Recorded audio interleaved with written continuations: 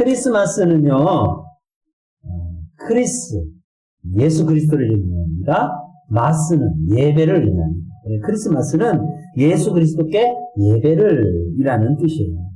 코로나 확산세로 인해서 이번 성탄절에 우리가 다 함께 지금 정도라도 이렇게 예배하는 것이 가능할런지 모르겠습니다만 예배당이든 가정이든 어디에서든지 성탄절은 주님께 예배하는 성도들이 다 되십시다. 오늘 본문은 크리스마스를 맞이해서 가장 먼저 드린 찬송시 마리아의 노래라고 하지요. 첫 소절부터 마리아는 아주 감격스럽게 찬양합니다. 내 영혼이 주를 찬양합니다. 내 마음이 하나님을 기뻐합니다. 하면서 마음속 깊은 곳에서부터 막 솟구쳐 오르는 그런 감격과 기쁨으로 찬송을 하고 있어요. 자, 마리아가 이처럼 감격하여 찬송하는 이유, 그것이 무엇인가? 오늘 찬송 속에 좀 살펴보니까요. 첫 번째가 비천한 자를 돌아보셨음에 하나님께 감사하여의 찬양을 하더라는 거죠. 자, 48절 말씀을 한번 보시겠습니다. 48절입니다. 48 시작. 그의 여종의 비천함을 돌보셨습니다. 하나님이 나의 비천함을 돌봐주셨다라고 그렇게 찬송하고 있어요. 마리아가 비천한 여인이다라고 말하는 이유는 당시 여자라는 신분 자체가 비천한 신분이었거든요. 셀 때 여기 몇 명이 모였어요? 라고 셀 때 여기에 당시의 숫자로 센다면 여기에는 4명밖에 없어요. 여자는 셈으로 숫자로 세지도 않았다고요. 또 남자들이 감사기도 할 때 이런 감사기도도 했대요. 여자로 태어나지 않은 것을 하나님께 감사합니다. 이러고 기도했대요. 요즘에는 딸 낳고 싶어, 아들 낳고 싶어, 그럼 누구 낳다 그래요? 그래요. 참 시대가 그렇게 바뀌었는데 당시에는요, 여자는 그렇게 숫자 셀 때 셈으로도 들어가지도 않고 또 남자들은 여자로 태어나지 않은 것이 감사합니다 할 만큼 그렇게 여자들이 아주 비천한 신분이었어요. 또 마리아는 나사렛이라고 하는 좋은 동네에 살았어요. 그리고 그는 아주 가난한 삶을 살았어요. 당시에는 직업이 천한 직업도 있고 또 귀한 직업도 있었던 시대잖아요. 그런데 천한 직업 중에 하나인 목수가 천한 직업인데 그 목수의 직업을 가진 요셉이라는 남자와 약혼하기로 돼 있었으니까 이 마리아도 아마 아주 천한 그런 사람 중에 한 사람이었을 거라고 생각합니다. 자, 그런데 이렇게 가난한 동네 천한 여인자인 처녀인 이 마리아에게 가브리엘 천사가 찾아왔다는 거 아니겠어요? 와가지고 뭐라 그래요? 은혜를 받은 자여 평안할지어다 주님이 함께 하시도다. 이렇게 말하니까 이게 웬일인가 한 거죠. 그리고 또 덧붙여 또 뭐라 그럽니까? 아기를 잉태할 것인데 그 아기는 메시아가 될 거야? 구세주가 될 거야? 아니 한 거죠. 갑자기 이런 은혜를 받고 나서 하나님 내게 왜 이런 은혜를 주실까? 이렇게 많이 생각했습니다. 그러면서 깨달은 게 하나 있어요. 그렇구나. 하나님이 비천한 나를 돌아보셨구나. 라고 고백합니다. 하나님께서 마리아의 비천함을 마음에 이렇게 두시다가 불쌍히 여기시다가 자기 아들을 세상에 보내려고 하는데 저 마리아에게 그 영광을 안겨주면 좋겠다 생각하였다는 의미일 수 있어요. 마리아 입장에서는 그렇게 표현할 수 있어요. 그런데 여러분 잊지 마십시오. 하나님이 계획하시고 하나님이 선택하신 것에는 조건이 없습니다. 하나님이 마리아를 왜 선택하셨나요? 조건이 있어요? 조건이 없어요. 하나님이 좋아서 선택하셨어요. 뭐라고요? 하나님이 좋아서. 마리아가 비천해서 선택한 것이 아니라는 거예요. 창세전에 마리아의 비천함을 보시고 선택했다. 이거는 성경적이지 않아요. 하나님이 좋아서 마리아를 선택합니다. 이것을 교리적으로 뭐라고 얘기하냐면 하나님의 주권적 선택이라고 합니다. 다 같이 한번 따라해 보십시다. 이 영상을 보는 모든 분들도 같이 따라해 봅시다. 뭐라고요? 하나님의 주권적 선택. 서산기독교연합회 사무총장으로 우리 작년에 우리 저희 교회에 교육문화센터 개관식 할 때 기독교연합회장 목사님을 모시고 왔던 최장희 목사님께서 어제 저한테 전화를 주셨어요. 목사님, 내년에 서산시 기독교연합회 임원으로 함께 일해 주셨으면 좋겠어요. 감리교단 몫으로 한 자리가 있는데 감리사님께서 추천하셨어요. 목사님, 함께 일해 주시죠. 전화를 끊고 제 마음에 나는 자격이 없는데 그런 생각을 했어요. 우리 인간적으로요, 누군가에게 선물을 받을 때 난 참 과분한 선물을 받거나 과분한 대접을 받으면 우리가 무슨 생각해요? 나 이거 받을 자격 없는데, 이런 생각. 그래서 하나님의 은혜를요, 받을수록 또 되새길수록 나는 비천한 사람이다. 하나님의 은혜에 너무 감사해 하면서 은혜가 막 감격해서 솟구쳐 오르는 거죠. 그래서 우리 찬송도 그런 거 하잖아요. 하나님의 그래 은혜로 있을 데 없는 자 왜 구속해 주는지 난 알 수 없다라고 찬양도 하잖아. 이 하나님의 주관적 선택, 이것을 우리 자신에게 한번 적용해 보자고요. 자, 하나님이 마리아를 만세 전에 하나님께서 어떻게 선택하셨어요? 주관적으로 선택하셨어요. 하나님께서 좋아서 그냥 선택했다는 거예요. 우리도 마찬가지예요. 하나님이 우리를 선택하실 때 만세 전에 하나님이 우리를 주관적으로 선택하셨어요. 하나님께서 마리아를 좋아서 선택하셨다면 우리도 하나님께서 좋아서 선택하셔서 지금 이렇게 모여 함께 예배드리고 있는 거예요. 하나님께서 마리아에게 예수님을 주셨던 것처럼 우리에게도 예수님을 주셨습니다. 할렐루야. 하나님께 선택받은 마리아는 이제 더 이상 비천한 여자가 아니에요. 복 있는 여자예요. 우리도 예수님을 믿음으로 하나님의 자녀가 됐다라고 말씀하잖아요. 그리고 왕같은 제사장이 됐다라고 하시잖아요. 거룩한 나라라고 하지요. 하나님의 소유된 백성이라고 말씀하고 있습니다. 네. 우리가 예수님을 믿고 있다. 우리가 예수님 안에 있다면 우리 모두 다 비천한 사람이 아닙니다. 우리 모두 다 불쌍한 존재가 아닙니다. 네, 이것은 믿음으로 여러분 받아주시기 바랍니다. 여러분들 하나님의 백성이에요. 여러분들 하나님의 것이에요. 하나님의 족속이에요. 하나님이 책임져 주시는 하나님의 것이라니까요. 하나님 내 거예요, 내 거. 작은 소지품 하나라도요, 이 휴대폰이 내 거면은요, 계속 챙기잖아요. 이거 내 건데, 이거 내 건데, 잃어버리면 또 챙기고요. 좀 상처나면 이거 내 건데 왜 그러냐, 누가 가져가려면 이거 내 건데 왜 그러냐고, 내 건데 챙기잖아요. 작은 소지품 하나도 그렇게 챙기는데, 하나님이 내 거 삼으신 하나님의 백성, 얼마나 챙기시겠어요? 여러분 모두 다, 우리 모두 다 하나님의 것, 하나님의 백성, 하나님의 족속, 하나님의 것임을 여러분 믿으시기 바래요. 네, 그래서 마리아가 이 감격이 있었던 거죠. 우리도 정말 이것을 믿는다면 우리 마음 가운데 뭐가 있어요? 감격이 일어날 수밖에 없는 거예요. 마리아가 복받쳐서 찬송했듯이 우리도 찬송할 수밖에 없는 거예요. 성탄절이 다가오는데 여러분 안에는 감격이 있으세요? 크리스마스의 주인공을 잃어버린 세상의 물결 속에서 우리도 혹시 예수님을 잃어버린 것은 아닌지요? 여러분 찬송이 회복돼야 됩니다. 메시아를 다시 찾으셔야 됩니다. 여러분 안에 예수 그리스도가 분명히 계심을 확신하고 그로 인한 은혜, 하나님께서 주권적으로 나를 선택하셨다는 것에 대한 찬양과 영광이 여러분 안에 살아나셔야 됩니다. 살아나셔야 돼요. 살아나야 돼요. 마리아가 감격하여 찬송했던 두 번째 이유가 있는데 그건 뭐냐면 하나님께서 큰 일을 행하셨기 때문이다. 49절 말씀을 볼까요? 49절 말씀 같이 읽어봅시다. 시작.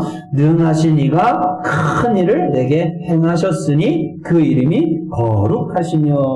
아멘. 자, 처녀가 아이를 낳을 수 있다는 거 큰 일이지요.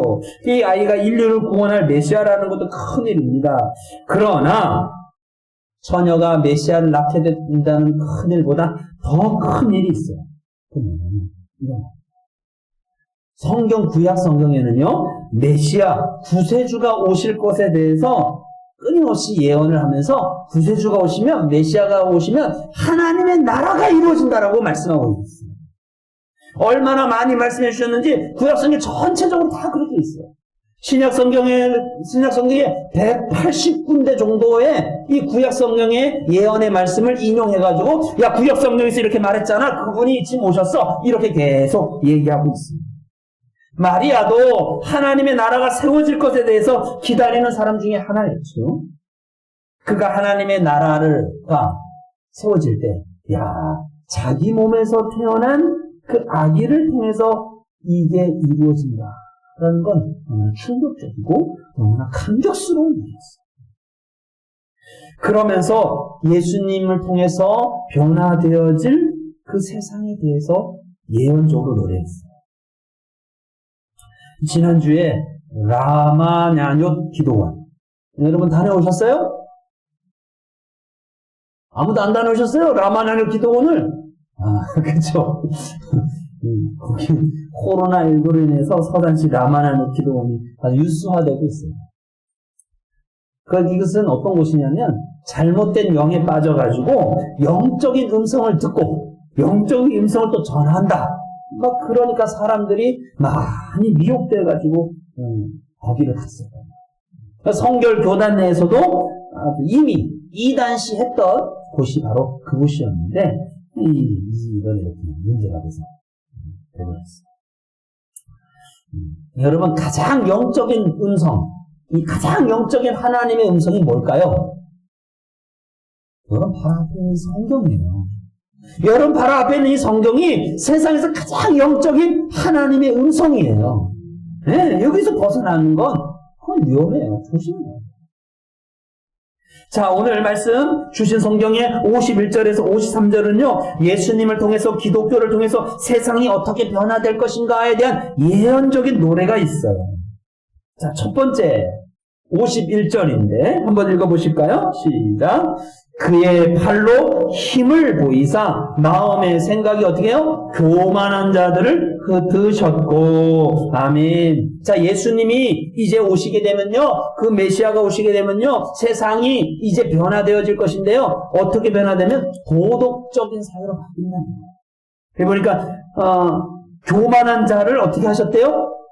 흩어버리셨대요. 예수님이 오셔서 만들어지게 될 하나님의 나라는요, 만들어지게 될 기독교적인 세계는요, 교만한 사람이 발 붙일 수가 없는 세상입니다. 예수님은 인간의 교만을 아주 꺾어버리세요. 뭘로 꺾으실까요? 힘으로? 칼로? 아니, 예수님은 십자가로 인간의 교만을 꺾었어요. 뭘로 꺾으신다고요? 십자가로. 예수님이 전파되는 곳마다 뭐라고 전파됩니까? 죄 없으신 분이 우리를 대신해서 십자가에 달리셨대. 하나님의 아들이 우리 죄를 대신해서 십자가에 죽으셨대. 라고 증거하잖아요. 이 사실을 분명히 믿는다면 우리 인간은 자랑할 게 없는 거예요. 아니, 교만할 것도 없는 거예요.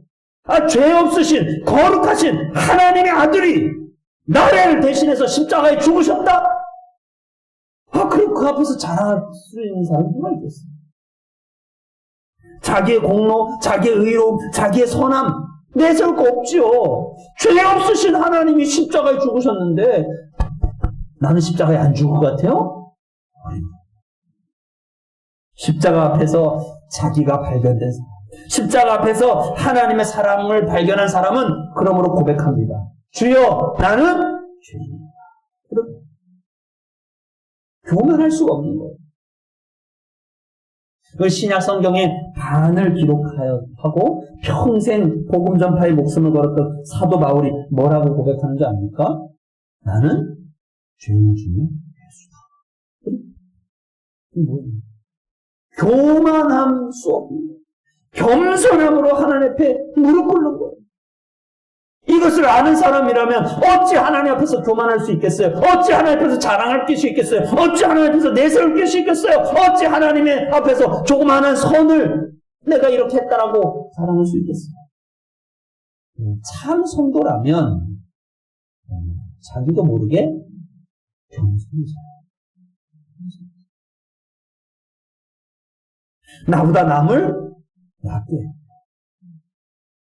후배에게 길을 열어줘요. 다음 사람을 끊임없이 세워줘요. 그 사람이 흥해지는 일이라면 나는 좀 쇠하여져도 좋지라고 그걸 기뻐해요. 바로 이와 같은 도덕적인 사회로 만들어가는 거죠. 세상을 천국으로 만드는 도덕의식이 바로 예수 그리스도를 믿는 그 믿음의 사람으로 만들어집니다. 두 번째, 마리아는 예수님으로 말미암아 기독교적인 세상은 어떻게 변화되어지는가를 말씀하는데, 두 번째 뭐냐면 평등사회로 만들어진다라는 말씀이에요. 52절 말씀, 52절 같이 한번 읽어보십시다. 시작. 권세 있는 자를 그 위에서 내리치셨으며 비천한 자를 높이셨고. 아멘. 하나님 나라에서는요, 권세 있다 하는 사람, 그 신분을 특별히 대우하는 법이 없어요. 그는 낮아져. 또 비천하다고 해서 아이 가치 없는 존재야 라고 말하지 않아요. 하나님 그를 높여주세요. 그래서 평등한 사회를 만듭니다. 하나님 앞에서는 누구나 평등해요. 아니, 예수님이 죽은 거지 나사로를 위해서도 죽으셨죠. 부자를 위해서도 죽으셨죠. 죄인인 삭개오를 위해서도 죽으셨어요. 모든 사람은 예수님이 대신하여 죽으신 가치 있는 문제. 예수님 짤인 거예요. 같이 해보십시다. 나는 예수님 짤이다. 뭐라고요? 얼마짜리? 100만원짜리예요? 여러분 옷이 얼마짜리 입으셨어요? 50만원짜리 입으셨어요? 100만원짜리 입으셨어요? DC 해가지고 깎아가지고 200만원짜리인데 100만원짜리 입으셨어요? 그것으로 여러분은 비교할 수 없는 가치가 있어요. 예수님이 여러분을 위해서, 하나님이 여러분을 위해서 십자가에 대신 죽으셨다니까요. 그럼 여러분은 누구와 값이 같은 거예요? 예수님과 값이 같은 거예요. 여러분 얼마짜리? 예수님짜리예요. 예수님짜리. 제가 교회 처음 갔을 때 느끼는 감정이 뭔지 아세요? 야, 나 같은 사람은 참 존중해 줍니다. 이렇게 느꼈어요. 세상은 안 그렇잖아요. 뒤에만 있으면 어떻게 헐뜯죠, 흉보죠. 세상 속에, 그런 세상에 살다가 교회 갔더니 야, 저를 존중해 줍니다. 가치 있게 여겨줍니다. 제 말을 받아줍니다. 야, 이런 곳이 천국이구나 싶은 생각이 듭니다. 여러분, 교회는 하나님 앞에서 모든 사람을 가치 있는 존재로 여겨주는 것입니다. 여러분, 그렇게 행동하지 않으셨으면 회개하셔요. 예수님 안에서 양반과 천민은 구별이 없습니다. 이렇게 말하지 않았을 거예요. 다시 흉내내볼게요. 예수 안에서는 양반과 천민이 구별이 없습니다. 혀 짧은 소리 냈나요? 이건 1892년, 지금으로부터 한 130년 전에 순동교회를 설립 개청한 모삼열 선교사. 이름이 한글 이름인데 사실 외국인이에요. 모삼열 선교사의 외침이었어요. 예수 안에서는 양반과 천민이 구별이 없다는 거죠. 그래서 이 순동교회에서요, 당시에 천민 중에 천민. 누구? 백정. 네. 천민 중에 천민 백정이요, 양반하고 둘이서 장로 표결을 나왔어요. 근데 누가 뽑힌 줄 아세요? 백정인. 그 사람이 양반을 제끼고 장로가 됐어요. 그럴 수 있었던 건 뭐예요? 네, 바로 기독교, 예수님, 평등사회의 단추시. 오늘날 우리 사회가 평등하다라는 사상이 있다라는 것, 이게 어디서 왔을까요? 저 불교를 국가의 종교로 삼는 저 동남아시아 나라들 가보세요.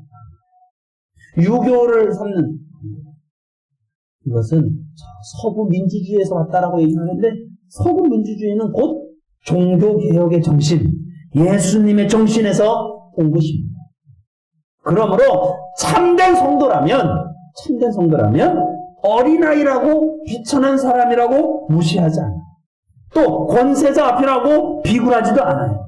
모두 예수님이 대신하여 죽으신 가치 있는 존재다, 예수님 짤이다 라고 여기지.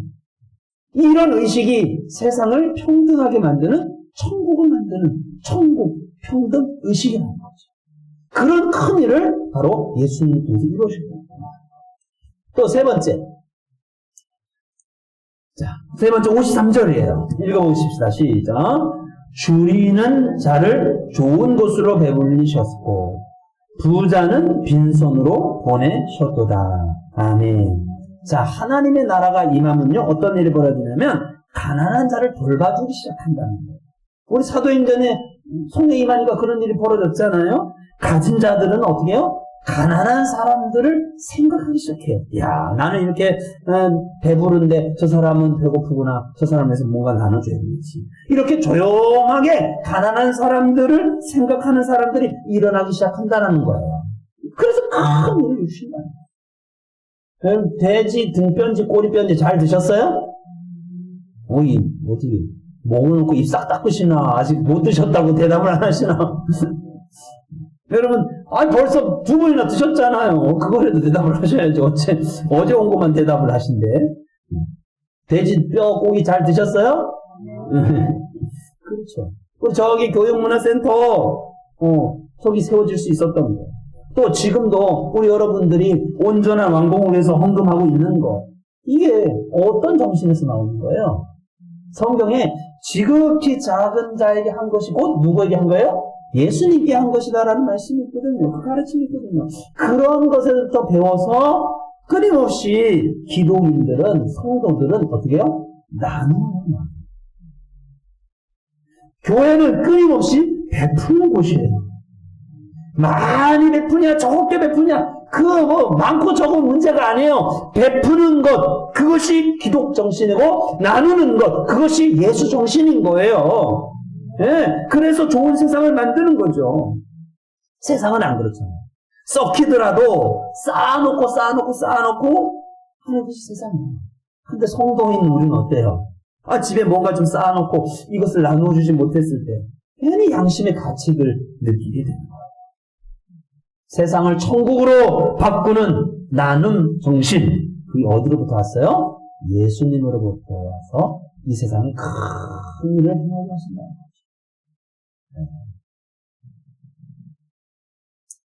몇 년 동안 우리 교회가 이렇게 좀 변화되어지는 모습들이 있었잖아요.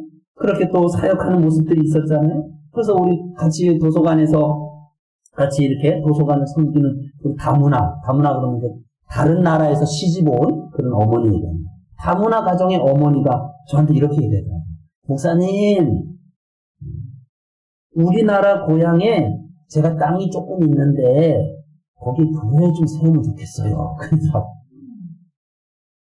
교회가 세워지니까 복 있는 사람이 되어져 가고, 교회가 세워지니까 마을과 지역이 천국처럼 변해가는 것을 교회는 다니지 않지만 좀 본인도 느끼겠다는 거죠. 예수의 이름은 뭐예요? 세상의 소망이요. 예수의 이름은 뭐예요? 천국의 기쁨이다. 성탄절은 예수님이 오신 문, 온 세상이 기뻐하는 날이 바로 성탄절.